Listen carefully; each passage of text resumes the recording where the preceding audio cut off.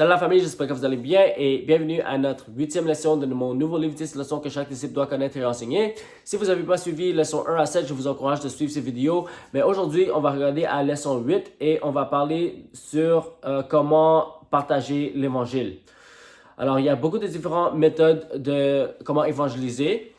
Mais aujourd'hui, je vais vous partager deux utiles que vous pouvez utiliser pour ouvrir la porte pour partager l'évangile.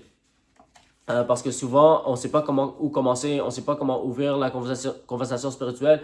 Alors, ces deux utiles, j'aime utiliser et c'est très efficace pour utiliser. Mais non seulement ça, c'est très simple. Alors, tu peux enseigner à d'autres personnes comment le faire. N'importe qui peut utiliser ces deux utiles.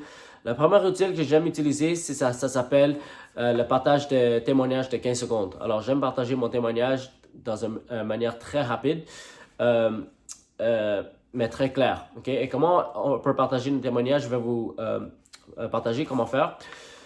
Vous allez diviser votre témoignage dans 3 sections. Okay? La première section, c'est avant que vous avez rencontré Christ. La deuxième section, c'est comment vous avez rencontré Christ. Et la troisième section, c'est comment est votre vie maintenant que vous êtes chrétien. Ce que vous allez faire, c'est que vous allez choisir 2 mots pour chaque section de votre témoignage. Par exemple, pour moi personnellement, les 2 mots que je vais utiliser pour décrire ma vie avant Christ, c'est colère et addiction. 2 mots qui décrivent ma vie, comment j'ai rencontré Christ, je vais dire amour et peur. Et 2 mots qui va décrire ma vie après que j'ai rencontré Christ, c'est liberté et évangile. Okay? Alors, si j'utilise chacun de ces 2 mots pour chaque section de mon témoignage, je vais partager mon témoignage comme ça. Avant que j'ai rencontré Jésus, j'étais addict à la drogue et j'étais très colérique. Quand j'ai rencontré Jésus, Dieu m'a révélé comme mon Père Céleste et il m'a rempli avec son amour. Maintenant que je suis chrétien, je suis libéré de mes addictions et je partage l'évangile partout où je suis. Okay? Alors voilà un exemple de comment partager ton témoignage dans 15 secondes et n'importe qui peut utiliser cette méthode. Vous avez juste à choisir 2 mots pour décrire chaque section de ton témoignage. Alors je vous encourage d'écrire les 2 mots pour chaque section et après pratique dire ton témoignage jusqu'à temps que tu deviens confortable et ça devient naturel. Okay? Alors ça c'est une méthode pour ouvrir une porte spirituelle pour éventuellement partager l'évangile. La deuxième méthode que j'aimerais partager pour ouvrir la conversation spirituelle, c'est simplement offrir la prière. Par exemple, tu vas dire, j'ai à cœur pour prier pour toi. Est-ce que je peux prier pour toi? Est-ce que tu as un besoin particulier que tu veux que Dieu fasse pour toi? Et une autre question que j'aime poser, c'est, si Dieu pouvait faire un miracle dans ta vie, ça serait quoi? Une autre question que j'aimerais poser aussi, c'est est-ce que tu as la douleur ou une maladie parce que je prie pour les gens et Dieu leur guérit. Alors, tu vas tout simplement offrir la prière comme ça. Et quand ils te donnent leur requête de prière, tu vas prier pour eux tout de suite.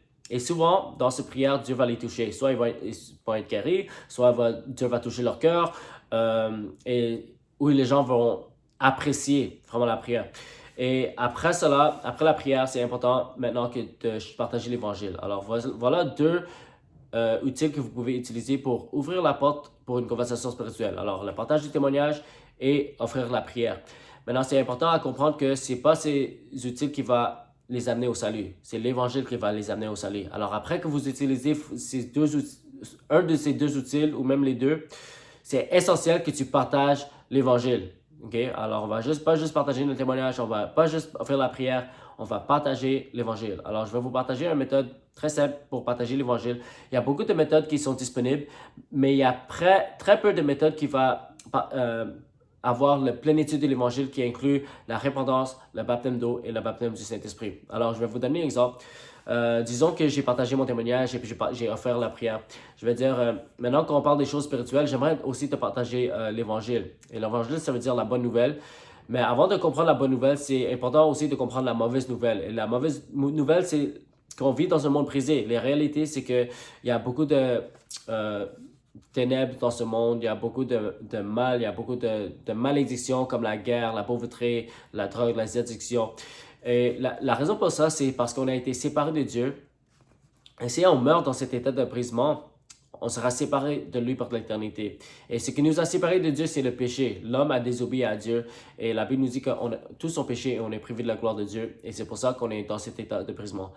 Mais la bonne nouvelle, c'est que Dieu a fait un moyen pour que tes péchés soient pardonnés et que tu peux avoir une relation avec lui et pour que tu aies la vie éternelle. Et la Bible nous dit que Dieu a tant aimé le monde qu'il a envoyé son Fils Jésus pour mourir pour tes péchés. Et le troisième jour, Jésus a été ressuscité de la mort. Alors, maintenant, pour bénéficier de cette bonne nouvelle, tu dois premièrement croire à la bonne nouvelle que Jésus est le Fils de Dieu, qu'il est mort pour tes péchés, qu'il a été ressuscité de la mort. Deuxièmement, tu dois te repentir. Ça veut dire que tu reconnais que tu as péché contre Dieu et tu demandes Dieu pardon et tu prends une ferme décision de te détourner de tes péchés et de suivre Jésus-Christ avec tout ton cœur. Troisièmement, tu dois te faire baptiser dans l'eau parce que quand tu te fais baptiser dans l'eau, tu enterres ton ancienne vie dans l'eau et quand tu sors de l'eau, tu marches dans la nouveauté de vie.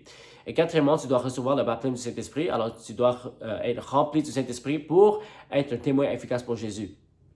Alors, après que tu partages l'évangile, qui inclut la repentance, le baptême d'eau, le baptême du Saint-Esprit, tu peux déterminer où ils sont spirituellement. Alors, s'ils ne croient pas en l'évangile, là, tu peux les diriger dans la foi, la repentance, le baptême d'eau et le baptême du Saint-Esprit. Disons qu'ils croient déjà et ils sont déjà repentis, mais ils n'ont jamais été baptisés dans l'eau. Là, tu vas leur baptiser dans l'eau. Si vous voulez savoir comment baptiser, vous pouvez suivre la leçon 3 qui parle de baptême d'eau. Et s'ils sont déjà baptisés dans l'eau, mais ils ne sont pas reçus le baptême du Saint-Esprit, tu peux imposer ta main sur eux pour qu'ils reçoivent le baptême du Saint-Esprit, comme j'ai expliqué dans la leçon 4. Alors, voici une méthode très simple pour partager l'Évangile. Comme je mentionnais, les outils de partage de témoignages et offrir la prière, c'est pour ouvrir la porte spirituelle, la conversation spirituelle pour partager l'Évangile. Parce que c'est essentiel de partager l'Évangile pour qu'ils ont assez d'informations pour être sauvés. OK?